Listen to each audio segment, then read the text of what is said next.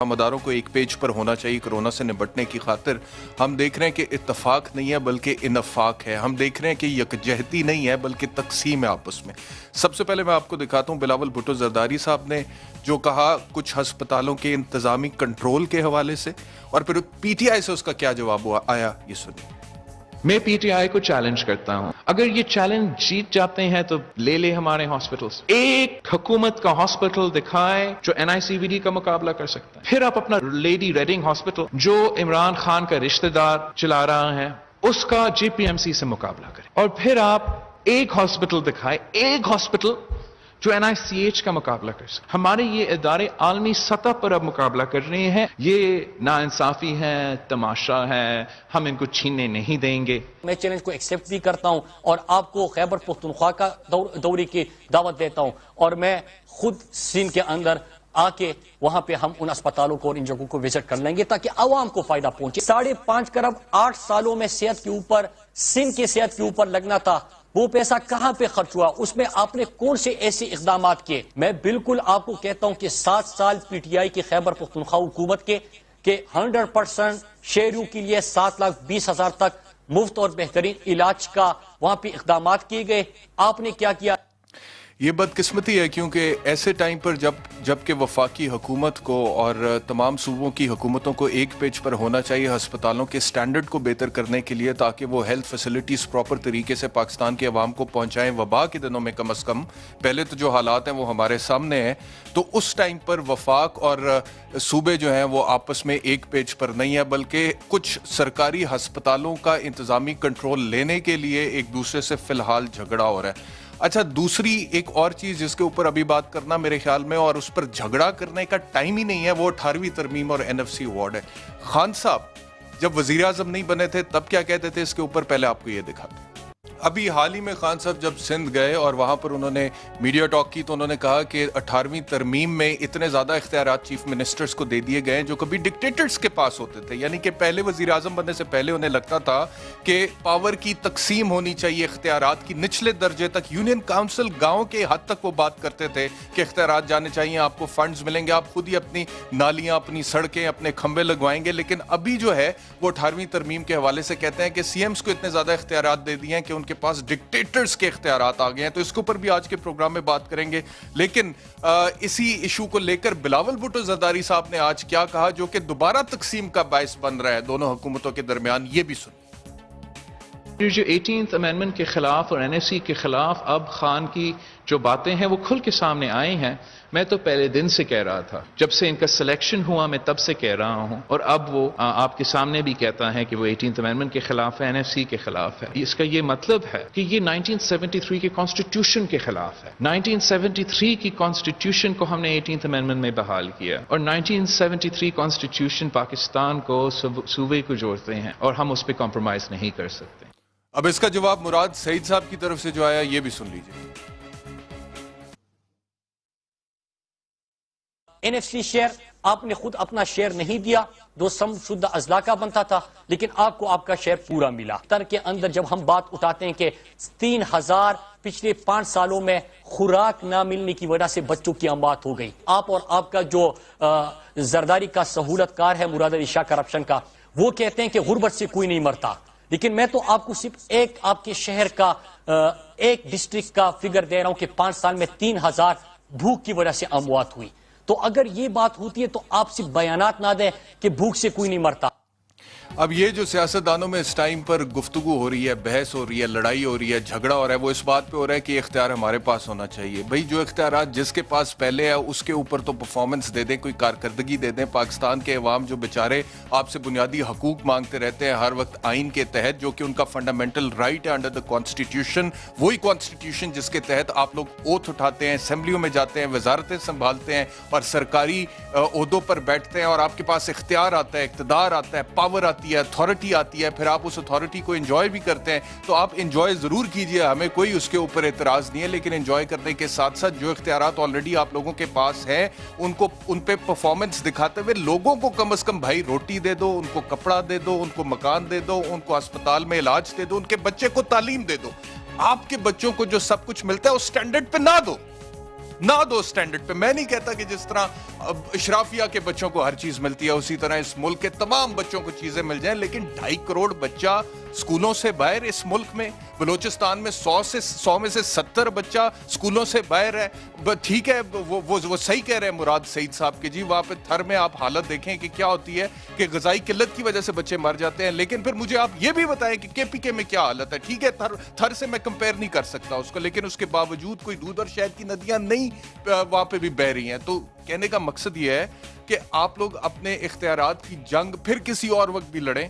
اس وقت تو خاص طور پہ اس وجہ سے آپ نہ لڑیں کیونکہ کرونا ایک وبا کی طرح پاکستان میں پھیل چکا ہوا ہے, لوگ اس کی زد میں ہیں, آپ لوگ اس کو سنجیدہ نہیں لے رہے. آپ کی وجہ سے عوام بھی سنجیدہ نہیں لیتے. آج کی خبر ہے کہ فیصل آباد میں ایک شادی کی تقریب پر پولیس نے ریڈ کیا, وہاں پہ 700 بندہ موجود تھا اور SOPs کو فالو نہیں کر رہا تھا. اب آپ مجھے بتائیے کہ شادی کی تقریب ہو رہی ہے, کرونا کے دنوں میں ہو رہی ہے, ان دنوں میں ہو رہی ہے جبکہ 100 سے اوپر بندہ پاکستان میں ڈیلی بیسس پہ مر رہا ہے, ان دنوں میں ہو رہی ہے جب پاکستان میں 5000 سے زیادہ کیسز ڈیلی بیسس پر ڈیٹیکٹ ہو رہے ہیں, ان دنوں میں ہو رہی ہے جبکہ موت رقص کر رہی ہے گلیوں میں, بازاروں میں, اور 700 بندہ اکٹھا وہاں پہ ہوا ہے اور SOPs کو فالو نہیں کر رہا. تو یہ عوام کا بھی حال ہے. تو اس عوام کو ایجوکیٹ کرنا ہے, اس کو اویئر کرنا ہے, اور جو ایجوکیٹ ہونے کے لیے تیار نہیں ہے, جو اویئر ہونے کے لیے تیار نہیں ہے, اس کے اوپر پھر قانون کا نفاذ ہونا چاہیے, اور وہ آپ لوگوں نے کرنا ہے, اور وہ تب ہوگا جب اس حوالے سے آپ ایک پیج پر ہوں گے.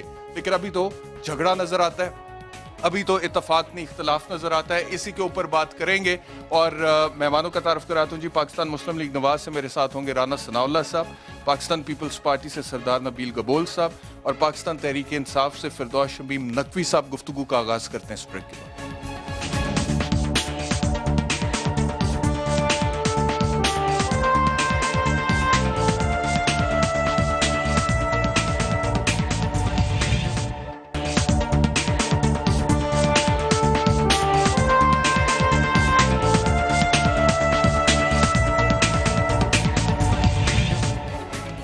Welcome back to News Beat. Firdous Shamim Naqvi صاحب, آپ سے گفتگو کا آغاز کرتا ہوں. مجھے بتائیے گا کہ عمران خان صاحب سندھ کے دورے پر آئے تھے 18 جون کا. ایک بیان ہے میرے سامنے, میں آپ سے شیئر کرتا ہوں, ویورز سے شیئر کرتا ہوں. انہوں نے کہا تھا جی کرونا کے چیلنج سے نمٹنے کے لیے قومی اتحاد کی ضرورت ہے, وبا کے پھیلاؤ کو روکنے کے لیے مربوط کوششیں کی جائیں. ہمیں آئندہ 2 ماہ کے دوران کورونا کے خلاف ایک مربوط اور مشترکہ قومی رد عمل اختیار کرنا ہوگا. ہمارا متحد اور اجتماعی عمل سے اس بحران کی شدت اور اس کے خلاف ہماری کامیابی کا تعین ہوگا. تو ایک طرف تو پرائم منسٹر صاحب نے بیان دیا جو کہ بڑا اچھا بیان تھا, اور قومی اتفاق کی ضرورت ہے, اتفاق رائے کی ضرورت ہے, یکجہتی کی ضرورت ہے.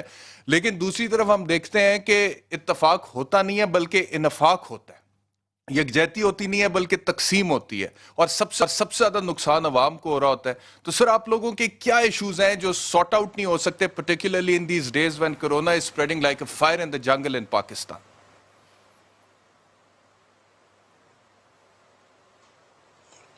جناب دیکھیں, میرے خیال سے پہلی چیز تو یہ ہے کہ وزیر اعظم صاحب اتفاق پیدا کرنے کے لیے ایک فورم کریٹ کر دیا, NCOC, جس کی روزانہ میٹنگ ہوتی ہے. اس میں تمام فیصلے ہوتے ہیں, کنسنسس سے ہوتے ہیں یا میجورٹی ووٹ سے ہوتے ہیں, لیکن ہوتے ہیں. اب اس کے لیے ضروری ہے کہ جو لوگ اس میں پارٹیسپیٹ کریں وہ اس کے پابند رہیں. دوسرا, میں بنیادی طور پہ آپ کی بات سے ایک اختلاف رکھتا ہوں. اختلاف رائے اچھی بات ہوتی ہے, اختلاف رائے میں کوئی بری بات نہیں ہوتی. اس وقت پاکستان کے اندر جس طریقے سے کام ہو رہا ہے اس کے اندر دنیا میں اور ملکوں میں بھی ہو رہا ہے. پیرالل ڈرا کر سکتے ہیں انڈیا اور یونائٹڈ اسٹیٹس دونوں کے اندر. ایک طرف فیڈریشن ہے, ایک طرف کنفیڈریشن ہے, اور آپ دیکھیں کہ وہاں بھی ان یونائٹڈ اسٹیٹس سارے اسٹیٹس اپنی اپنی جگہ انڈیپینڈنٹلی ایکشنز لے رہے ہیں, اپنے علاقے کے لحاظ سے لے رہے ہیں. اپنی کاؤنٹیز تک کو انہیں ڈیوالو کیا ہوا ہے پاور کہ counties on their own decide کر سکتی ہیں. اسی طرح انڈیا کے اندر بھی پروونسز کر رہے ہیں, ایک جنرل پالیسی انہوں نے دے دی اور اس کے بعد ہو گیا.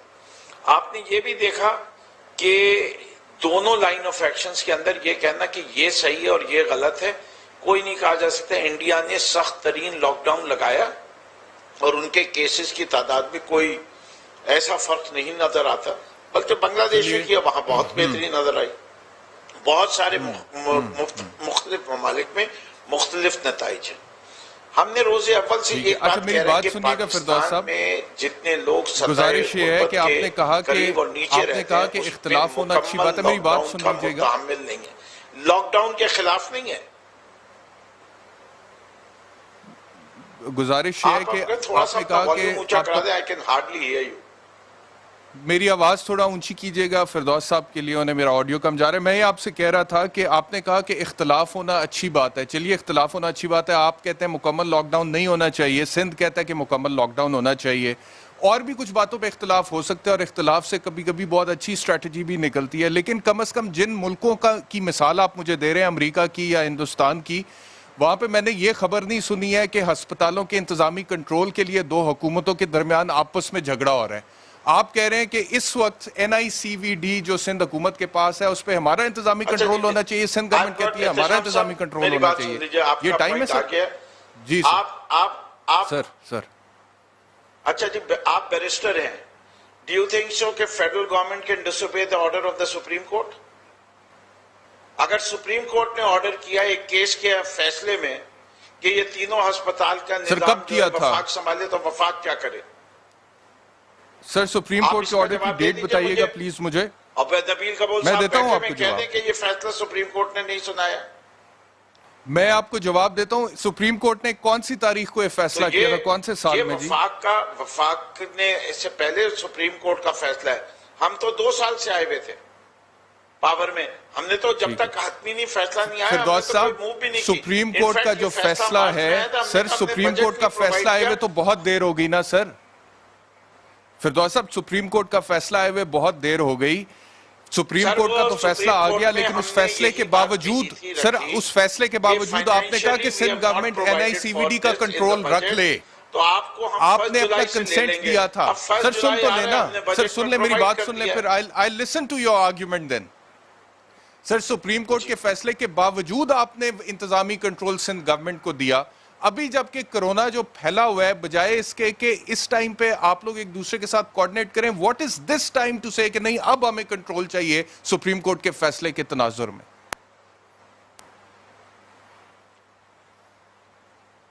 ایسا نہیں. آپ کی جو انفارمیشن ہے وہ میرے خیال سے صحیح نہیں ہے. جب یہ فیصلہ آیا تھا تو ہم نے یہ پلی رکھی تھی کہ جی فیڈرل بجٹ جو ہے اس وقت ہمارے پاس پروویژننگ نہیں ہے، تو ہمیں انتظام لینے میں بڑی دشواریاں ہوں گی، اس سے کہ وہ فائنینشلی پرووائڈ کرنا مشکل ہوگا.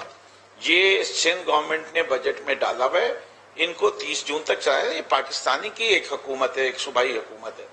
ہم نے کہا ہم آپ کا فیصلہ سر آنکھوں پر 1 جولائی سے ہم نظام سنبھال لیں گے. تو اس کے اندر نہ کوئی غیر قانونی بات چلیے سر، مجھے اجازت دیں، میں آتا ہوں سر آپ کی طرف واپس آتا ہوں. عاجز دامرا صاحب وہ کہتے ہیں فردوس شمیم نقوی صاحب کے سپریم کورٹ نے ایک فیصلہ کیا تھا کہ NICVD کا کنٹرول ان کے پاس ہوگا، وفاق کے پاس. تو سپریم کورٹ کے فیصلے کی حکم عدولی میں آپ کیوں کہتے ہیں کہ آپ کے پاس کنٹرول رہنا چاہیے؟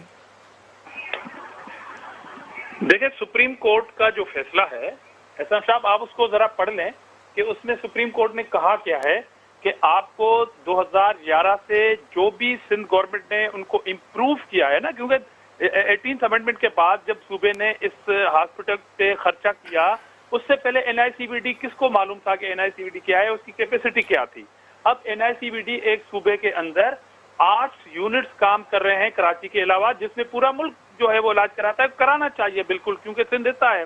اس کے بعد 20 ملین ایک صوبہ جو ہے وہ صرف NICVD کے لیے فنڈ کرتا ہے.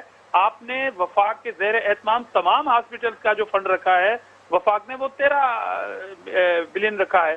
تو اس لیے ایک تو خدشہ تھا یہ، اور دوسری بات سپریم کورٹ کا فیصلہ سرآنکھوں پہ. سپریم کورٹ کے فیصلے کے تحت یہ کیا کہ جو صوبے کے اخراجات لگے ہوئے ہیں، جو وہاں کے ڈاکٹرز کی جو تنخواہیں صوبہ خود برداشت کرتا ہے. یہ ہمیں تانا دیتے ہیں نا 18th امینڈمنٹ کے بعد کے صوبے جو ہیں وہ خود خرچہ کریں، وہ خود انڈیپینڈنٹ ہیں ہیلتھ کے حوالے سے. تو جی جناب عالی، ہم تو ہیلتھ میں کام کر رہے ہیں. ہم تو صرف کارڈیو کا ایشو نہیں ہے، کارڈیو مہنگا علاج ہے، وہ تو فری آف کاسٹ کر رہے ہیں. مگر ایک دوسرا بھی کاسٹلی علاج ہے جو ٹرانسپلانٹ کرتا ہے جگر کا، وہ گمبٹ میں ہے، وہ فری آف کاسٹ علاج ہوتا ہے. اور سر آپ ہیلتھ میں کام کر رہے ہیں، معذرت کے ساتھ آج بھی مراد سعید صاحب نے یہ کہا ہے عاجز دامرا صاحب کے این ایف سی ایوارڈ میں پیسے آپ لوگ لے لیتے ہیں، آپ کی گورنمنٹ کے پاس، پروونشل گورنمنٹ کے پاس ہائیسٹ لیول پہ پیسے موجود ہوتے ہیں، لیکن پھر آپ نیچے اس کی تقسیم نہیں کرتے ہیں، اور یہی وجہ ہے کہ پرائم منسٹر صاحب یہ کہہ رہے ہیں کہ سی ایمز کے پاس ڈکٹیٹرز والے اختیارات ہیں، اور ہیلتھ اور ایجوکیشن پہ جس طرح سے لوئسٹ لیول پہ لگنے چاہیے، یونین کاؤنسل لیول پہ، ڈسٹرکٹ لیول پہ، وہ آپ لوگ نہیں لگاتے ہیں، اور مثال وہ تھر کی دیتے ہیں۔